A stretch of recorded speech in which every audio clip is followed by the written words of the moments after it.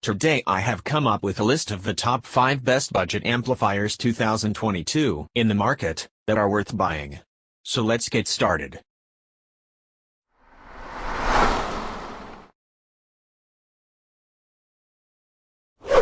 Number 5. Nance Electronics is a Canadian audio company with headquarters near Toronto. They have a team of enthusiastic audio engineers that are trying to make hi-fi audio equipment accessible to more people. The brand is renowned for its cost-friendly and dependable audio gear. All of their products focus on quality rather than quantity. The Nance C316B is a prime example of that purpose. More budget-oriented speakers can be found in our Best Budget Computer Speakers Roundup. One look at this stereo amplifier and you know that it means business. It has that sort of a business and no-nonsense look to it.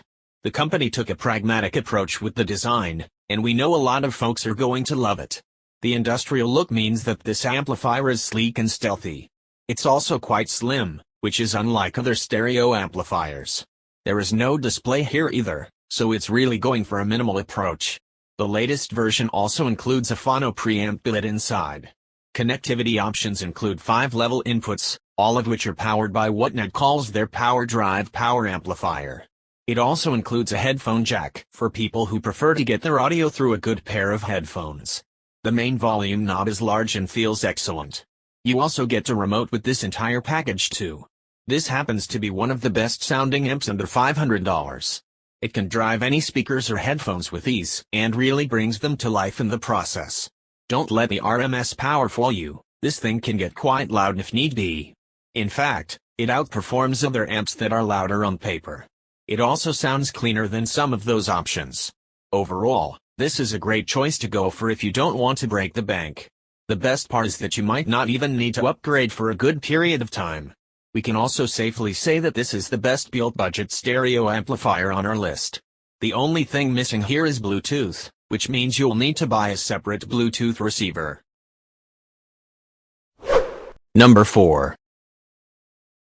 If you love vinyl records, there's more than one reason to use the Denon PMA600NE to complete your system. First, it has an excellent phono preamp included, meaning you don't need a separate one. Second, it incorporates an outstanding analog mode feature, which bypasses the amplifier's digital circuitry completely. The pure, warm sound that results is definitely worth the trouble. And unlike less expensive amps, like the Onkyo A9110, there's both Bluetooth and a solid DAC included here, so it can take digital sources without breaking a sweat. If you're looking for a stereo amp to handle a turntable, and you like your audio to have some real weight to it, the PMA600NE is the one to pick. However, this amp is made by Denon, so some design features are practically baked in. The remote is terrible, designed with what feels like no thought for the user.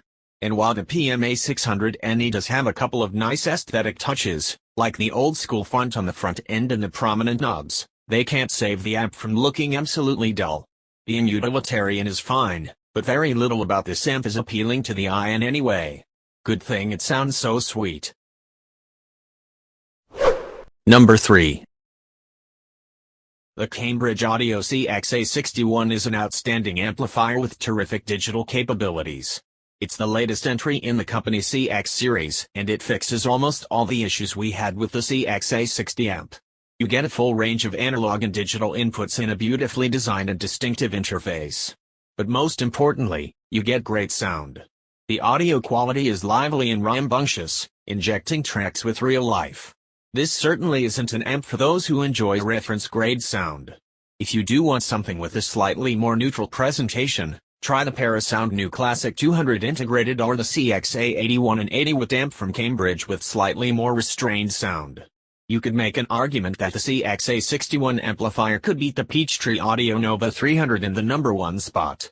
However, it doesn't have the raw power and energy that the Nova 300 has, and we just couldn't help feeling that the price was too high. At $999, it's $400 more expensive than the original CX-A60. To be fair, if you're prepared to put up with a few extra annoyances, like the reliance on a USB dongle for Bluetooth, then you can probably save yourself some money and buy that amp instead. Number 2. Like the CX-A81 receiver below, There are certain amps that just sound right as soon as you switch them on. Similar to the CX-A81, the Marantz PM7000N integrated stereo streaming amplifier has a clean, weighty performance that just takes command of speakers and bends them to its will.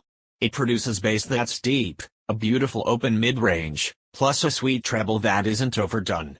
The CX-A81 is a more powerful amp, but not at that much, and the Marantz has a little bit more sparkle up top.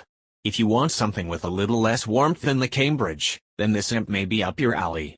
In addition, the Marantz has an amp-based multi-room streamer built in, so you can play music from a bunch of music services, plus your local network drive right out of the box. All you need is a nice pair of speakers like the Polk Reserve Series R200 or Polk Legend L100, and you're ready to go. Number 1. $1,299 Cambridge Audio CX-A81, with its Class A amp section, drives speakers down to 4 ohms with 120 W per channel RMS, and 80 W per channel RMS into 8 ohms. That means it has the juice needed to drive inefficient speakers, like the KEF LS50, to their full potential. We can't get enough of the CX-A81's tuning, and that's why we made it our 2019 Product of the Year. The warm, open character, massive soundstage, works no matter what music you play. It also has the best sounding Bluetooth section we've ever heard on an integrated amp. When we listened to aptX HD on the CX-A81, it was the first time we were able to listen to Bluetooth on an amp without missing the wires right away. It also has a USB audio input, which accepts up to 32-bit/384 kHz PCM and DSD256 digital files from a Mac or PC. Thank you for watching, guys. I hope you liked this video. If this video is helpful to you, please don't forget to like, comments, and be sure to subscribe to get more reviews. Hope to see you guys in the next video.